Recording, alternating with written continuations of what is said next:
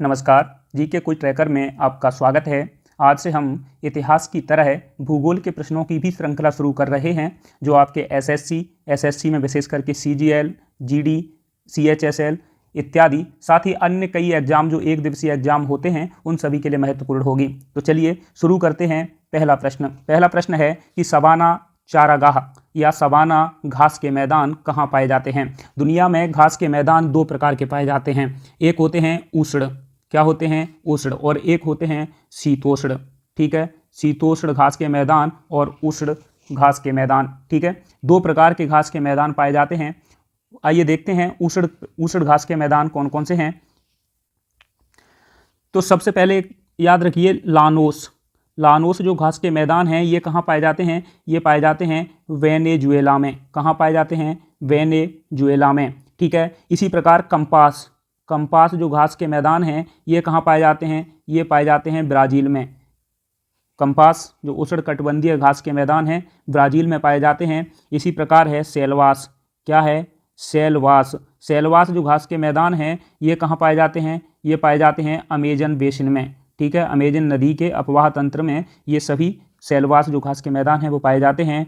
पटाना जो घास के मैदान हैं, ये भी उष्णकटिबंधीय घास के मैदान हैं। ये पाए जाते हैं श्रीलंका में। ठीक है, ये कई बार पूछा गया है, पूछे तो ये सभी गए हैं, इसलिए इन्हें सभी याद रखेंगे। ठीक है, एक और घास के मैदान है सवाना, जो हमारे प्रश्न का आंसर भी होगा। सवाना घास के मैदान पाए जाते हैं अफ्रीका में। कहाँ पाए जाते हैं? अफ्रीका में। अफ्रीका की भी बात करें तो मध्य और पूर्वी अफ्रीका के भाग में। तो ये उष्णकटिबंधीय घास के मैदान थे, इन्हें आप याद रखेंगे। शीतोष्ण घास के मैदान की बात करें तो शीतोष्ण जो घास के मैदान हैं, उनमें पंपास आता है। क्या आता है?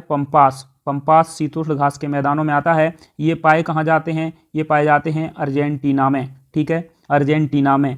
प्रेयरी की अगर हम बात करें, प्रेयरी तो ये पाए जाते हैं यूएसए में, यानी कि संयुक्त राज्य अमेरिका में। बेल्ट की अगर हम बात करें, बेल्ट जो घास के मैदान हैं, ये पाए जाते हैं दक्षिण अफ्रीका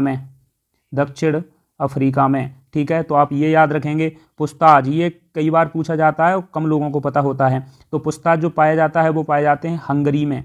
ठीक है, यूरोपियन देश है हंगरी। ठीक है, स्टेपी की अगर हम बात करें तो स्टेपी जो घास के मैदान हैं वो पाए जाते हैं एशिया व यूरोप में। ये दोनों जगह पाए जाते हैं क्योंकि बाउंड्री पे ही पाए जाते हैं, इसलिए। डाउन्स की अगर हम बात करें तो डाउन्स ऑस्ट्रेलिया में पाए जाते हैं। कैंटरबरी घास के मैदान ये पाए जाते हैं न्यूजीलैंड में। ठीक है, न्यूजीलैंड में। तो ये कुछ घास के मैदान थे जो प्रमुख थे, वो मैंने सभी बता दिए हैं, इसलिए आप याद रखेंगे। तो जो भी प्रश्न आपसे पूछा जाएगा एग्जाम में, वो कहीं ना कहीं इन्हीं में से होगा, इसलिए आप याद रखेंगे। हमारे प्रश्न का राइट आंसर क्या है? सवाना घास के मैदान। सवाना जो घास के मैदान हैं वो कैसे हैं? उष्णकटिबंधीय घास के मैदान हैं, और ये कहाँ पाए जाते हैं? अफ्रीका में। ठीक है, तो इस प्रश्न का राइट आंसर 2 है। चलिए अगला प्रश्न देखते हैं। अगला प्रश्न है कि स्वेज नहर किस किस को जोड़ती है। तो स्वेज नहर की बात करें, अगर हम स्वेज नहर की बात करें तो ये ऐसे करके कुछ है। ठीक है, ये स्वेज नहर है। इधर है भूमध्य सागर। क्या है? भूमध्य सागर। ठीक है, और इधर है लाल सागर। तो ये भूमध्य सागर से लाल सागर को जोड़ती है। इसके अगर निर्माण की बात करें तो ये निर्माण हुआ था 1869 में। इसकी अगर हम लंबाई की बात करें तो इसकी लंबाई है 168 किलोमीटर। ठीक है, तो आप ये याद रखेंगे। वहीं अगर हम बात करें ये अभी किसके क्षेत्र में है, तो मिस्र जो था, मिस्र ने 1956 में इसका राष्ट्रीयकरण कर दिया है। ठीक है, राष्ट्रीयकरण किया है किसने? मिस्र ने। तो आप ये याद रखेंगे। तो ये अभी इसके अंतर्गत है। वहीं अगर हम बात करें, इसके 2 पत्तन हैं। कौन कौन से? इधर भूमध्य सागर में यहाँ पर है, इसे बोलते हैं क्या? Port Said. ठीक है, पोर्ट सईद। और जो इसके दक्षिण में है, इसका नाम है पोर्ट सुएज। ठीक है, तो आप इतना याद रखेंगे। इस प्रश्न का राइट आंसर क्या है? ए है। चलिए अगला प्रश्न देखते हैं। अगला प्रश्न है कि निम्नलिखित में से कौन सी विश्व की सबसे लंबी नदी है। तो देखिए, अमेजन की अगर हम बात करें, अमेजन जो है ये निकलती कहाँ से है? एंडीज पर्वत से। ठीक है, एंडीज पर्वत दक्षिणी अमेरिका में है, तो आप ये याद रखेंगे एंडीज पर्वत से निकलती है और कहाँ जाके गिरती है? अटलांटिक सागर में। अटलांटिक सागर में, ठीक है, अटलांटिक सागर में ये गिरती है, आप ये याद रखेंगे। तो ये जो है कहाँ से, एंडीज पर्वत से कहाँ जाकर, अटलांटिक सागर में, और ये पश्चिम से पूर्व की दिशा में बहती है। क्षेत्रफल की अगर हम बहाव की दृष्टि से बात करें, ठीक है, अपवाह की दृष्टि से बात करें तो ये दुनिया की सबसे बड़ी नदी है। अपवाह की दृष्टि से दुनिया की सबसे बड़ी नदी है, तो आप ये याद रखेंगे। और जो अमेजन नदी है, इसकी एक सहायक नदी है जो काफ़ी एग्जाम में पूछी जाती है, जिसका नाम है अमेजन की सबसे बड़ी सहायक नदी। सबसे बड़ी सहायक नदी अगर हम बात करें तो कौन सी है, वो है मेडरा नदी। कौन सी, मेडरा नदी, ठीक है, तो आप ये याद रखेंगे। वहीं अगर हम बात करें यांग त्सी कियांग की, यांग त्सी कियांग जो है ये एशिया की सबसे बड़ी नदी है। कहाँ की, एशिया की सबसे बड़ी नदी है, ठीक है, एशिया की सबसे बड़ी नदी है, और ये कहाँ बहती है, चाइना में, ठीक है, तो आप ये याद रखेंगे, सबसे बड़ी नदी है। ये कहाँ से निकलती है, तो ये निकलती है तिब्बत के पठार से। कहाँ से, तिब्बत के पठार से निकलती है और जाकर के गिरती है चीन सागर में। कहाँ गिरती है, चीन सागर में, तो आप ये याद रखेंगे, एशिया की सबसे बड़ी नदी है। अगर वहीं हम बात करें अमेजन जो है ये दक्षिण अमेरिका की सबसे बड़ी नदी है। नील नदी की बात करें तो ये दुनिया की सबसे बड़ी नदी है, दुनिया की सबसे बड़ी नदी है, तो आप ये याद रखेंगे, दुनिया की सबसे बड़ी नदी कौन सी है, अमेजन है। वहीं अगर अमेजन की हम बात करें कि ये निकलती कहाँ से है, तो अफ्रीका की एक सबसे बड़ी झील है जिसका नाम है विक्टोरिया झील। क्या नाम है, विक्टोरिया झील, ठीक है, विक्टोरिया झील से ये निकलती है। हालांकि ये जब नील नदी निकलती है तो दो नदियाँ होती हैं, एक होती है ब्लू नील, ठीक है, ब्लू नील, और एक होती है वाइट नील, ठीक है। तो ये जो विक्टोरिया झील से निकलती है वो होती है वाइट नील, ठीक है, वाइट नील निकलती है, ये सबसे लंबी नदी होती है, ये छोटी नदी है, ये आगे दूसरी जगह से निकलती है। ये दोनों ही आकर के कहाँ मिलती हैं, खार्तूम में। कहाँ मिलती हैं, खार्तूम में, तो आप ये याद रखेंगे। तो विक्टोरिया झील से निकलती है और भूमध्य सागर में गिर जाती है। कहाँ, भूमध्य सागर में। इसके किनारे बसा है काहिरा, मिस्र, ठीक है, मिस्र का सबसे बड़ा शहर काहिरा जो है इस नदी के किनारे, नील नदी के किनारे बसा है। आप ये याद रखेंगे, नील नदी का एक फेमस बांध है, डैम है, जो कई बार एग्जाम में पूछा जाता है, तो आप याद रखेंगे, उसका नाम है आस्वान बांध, ठीक है, आस्वान बांध, आप इतना याद रखेंगे। अगर हम वहीं मिसिसिपी की बात करें तो ये यूएसए की नदी है, ठीक है, यूएसए की सबसे बड़ी नदी है। और मिसिसिपी और मिसौरी ये भी दो नदियां हैं, मिसौरी इसकी सबसे बड़ी सहायक नदी है, तो इसके नाम से भी इसमें जोड़ा गया है। मिसिसिपी सबसे बड़ी नदी है, ठीक है। मिसिसिपी निकलती कहाँ से है, तो ये निकलती है इटास्का झील।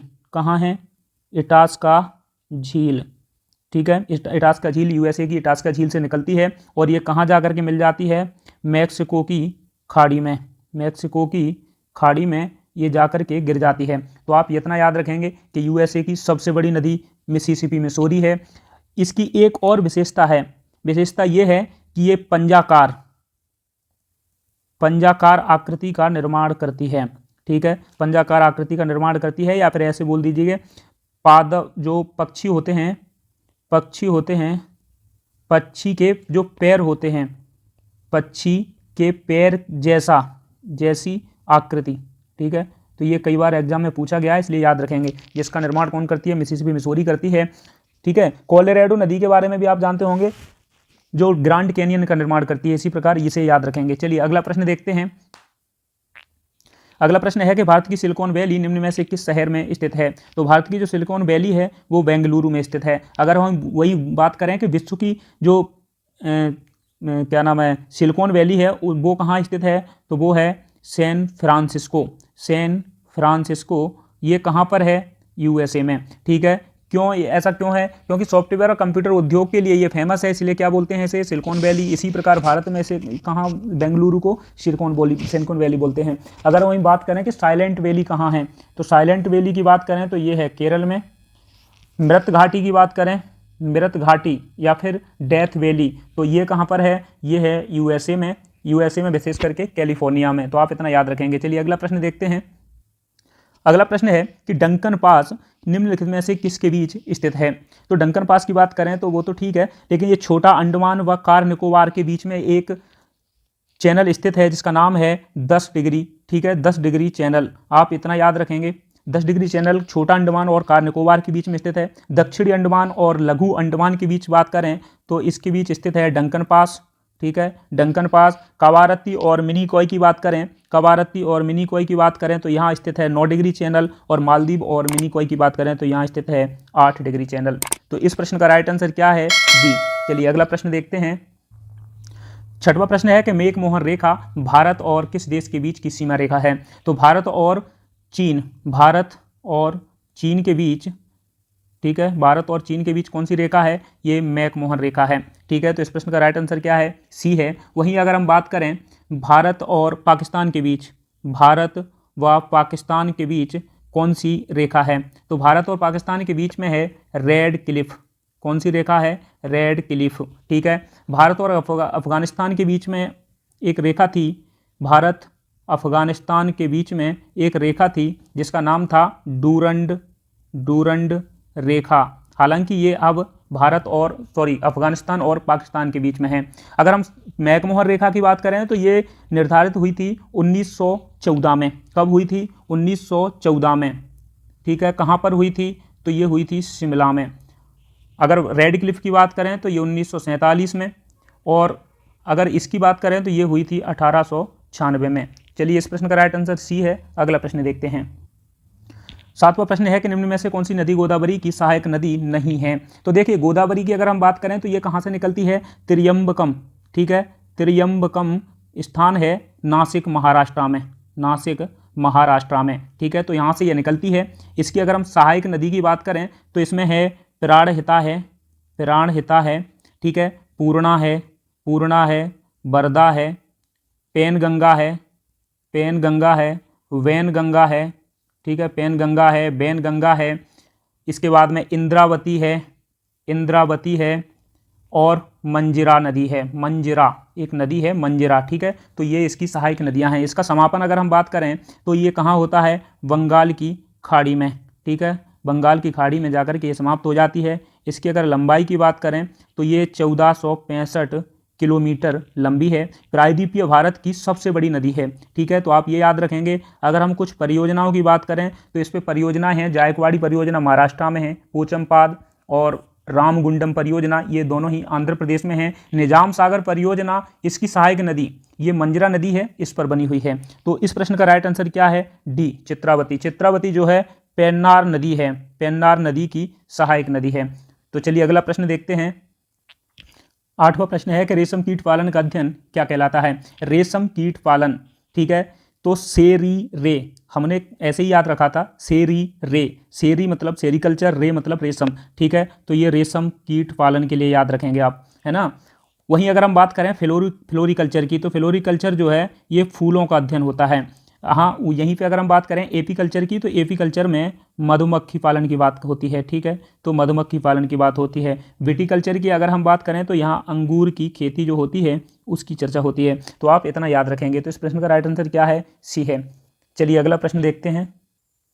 अगला प्रश्न है मोरैन कहाँ बनते हैं? मोरैन कहाँ बनते हैं? ये प्रश्न एसएससी का फेवरेट प्रश्न है, कई बार एग्जाम में मिला है, तो इसको आप याद रखेंगे। मोरैन जो है ये जब ग्लेशियर पिघलता है तो अपने साथ, जब ग्लेशियर टूटता है तो अपने साथ कुछ मिट्टी और चट्टान, बीच में जो चट्टान और मिट्टी मिलती है उसको साथ ले आता है, उसे क्या कहते हैं? मोरैन कहते हैं। तो ये जो है हिमानी क्षेत्रों में पाया जाता है, ठीक है, समझ गए होंगे। अगला प्रश्न है,